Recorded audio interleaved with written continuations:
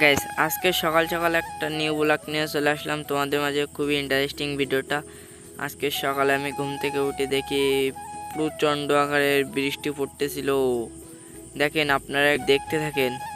প্রচণ্ড আকারে বৃষ্টি পড়তেছিল আমাদের দিকে, ঝড়ের মতন আর কি বৃষ্টি পড়তেছিল। আপনাদের দিকে কি পড়তেছিল একটু কমেন্ট করে বলেন।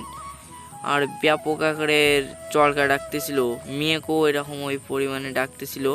কারণ বৃষ্টিটা থেমে গেছে, তাই আমি একটু হাঁটতে বেরোইছিলাম সকালে।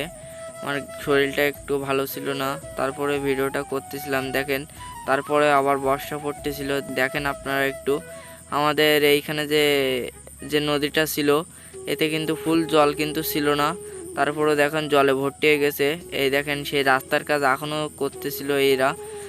বৃষ্টি পড়তেছিল তাও এরা বন্ধ দিয়ে নাই, তাও আর কি কাজ করতেছিল। এই দেখেন, এইখানে সেই রাস্তার ইট সাজায় রাখেছিল। এইখানে এক কাকা রাস্তার ইট সাজাচ্ছিল আর ওরা এনে দিচ্ছিল।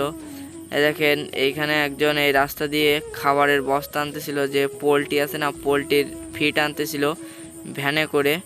এই দেখেন, এই সেই পোলট্রির বস্তা আনতেছিল। এখন যাব বাড়িতে চলে গিয়ে একটু যাব খামারে, আমাদের যে খামারটা ছিল সেই খামারে যাব।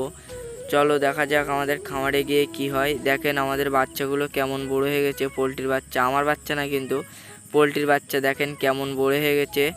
এখন আমাদের যে বাচ্চা এখানে 950 বাচ্চা আছে, 10টা বাচ্চা মরে গেছে। আর আমাদের 2টা খামার, তো 2টা খামারে ভাগাভাগি করে দিব এই করা। আর একটা ভিডিওতে আপনারা দেখতে পাবেন এই ঘরে কতটা বাচ্চা, ওই ঘরে কতটা বাচ্চা আপনারা দেখতে পাবেন। আর বাচ্চাগুলো কেমন বাড়ছে সবাই একটু কমেন্ট করে বলবেন। বাচ্চাগুলো কেমন হয়েছে সবাই একটু কমেন্ট করবেন। আর বাচ্চাগুলো কেমন দেখতে সবাই একটু কমেন্ট করবেন। আজকের ভিডিওটা এই পর্যন্ত। সবাই ভালো থাকবেন, সুস্থ থাকবেন। Bye bye.